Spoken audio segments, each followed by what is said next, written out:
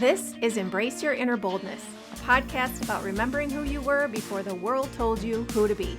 I'm Melissa Henning Frank, coach, guide, and founder of Becoming Bold. I help you strip away the conditioning, reclaim your voice, and rise into the power that's always been yours. Let's get right to it. Hey, thanks for tuning in. There's this moment that's been happening to me more and more lately.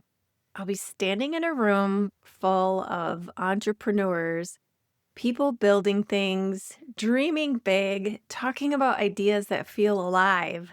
And I catch myself thinking, where have these people been my whole life? I literally get teared up thinking about it. And then it hits me.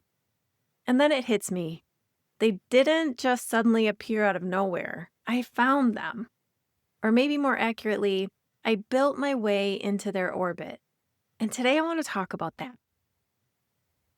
So many people are searching for meaning and purpose in their lives these days.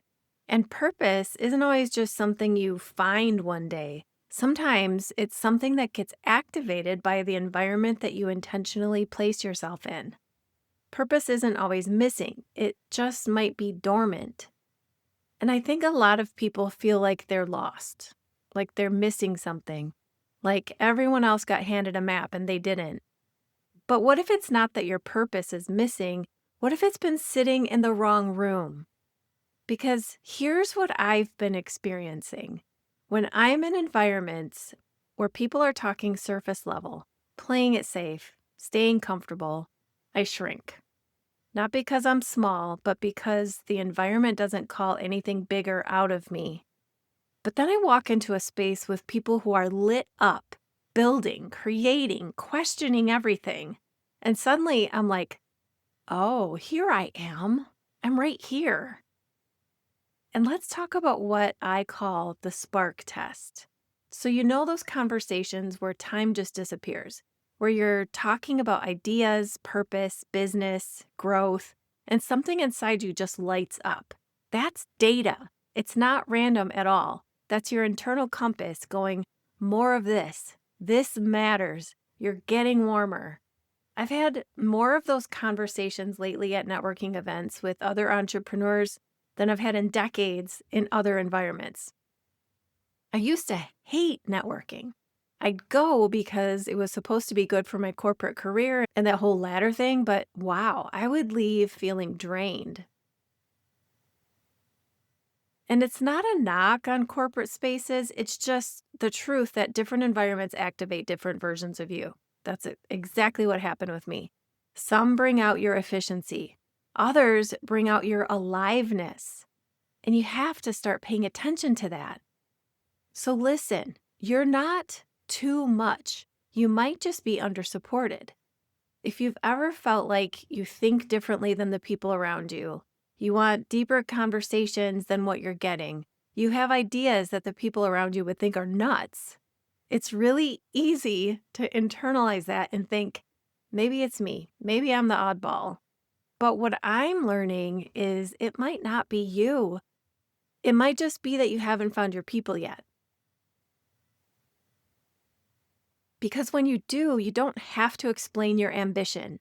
You don't have to downplay your dreams. You don't have to translate your excitement. They just get it. And not only do they get it, they add fuel to it. So let me share how I started building my orbit. This didn't start with me walking into a room full of entrepreneurs overnight. It started really small, quiet, almost invisible. It started with reading books from people who thought the way I wanted to think, listening to podcasts that stretched my perspective, following people online who were doing things that intrigued me. And that was my first environment, or my first orbit, if you will, even before I ever met anyone in person.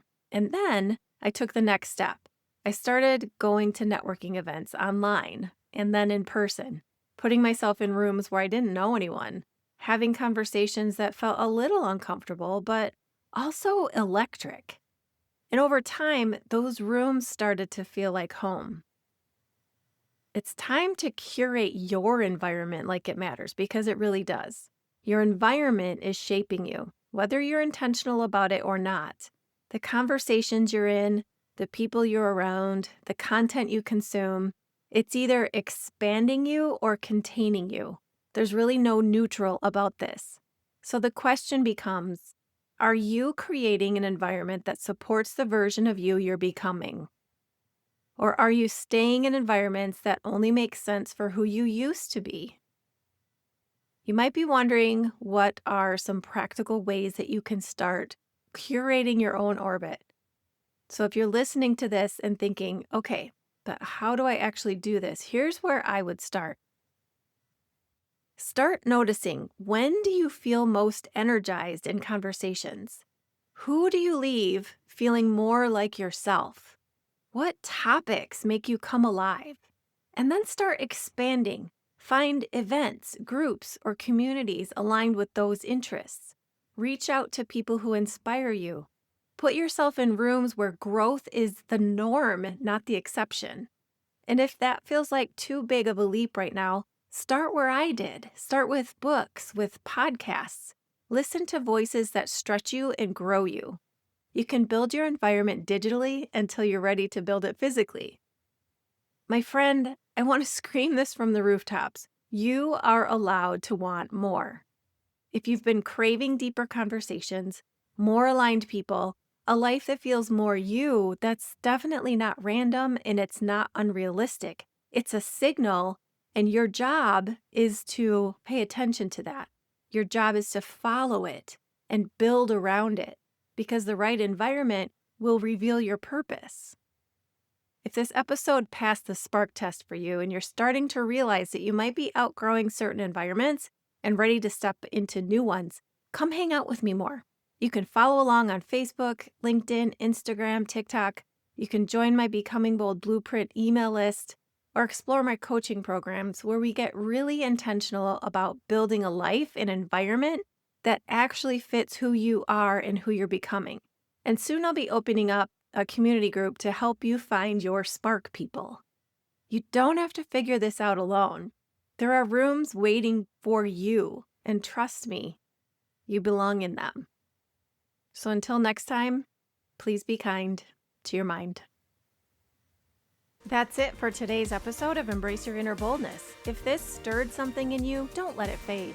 Screenshot this episode, tag me at Becoming Bold LLC, and share it with someone else who's ready to rise. And hey, if you haven't already, take a second to subscribe, rate, and review the show.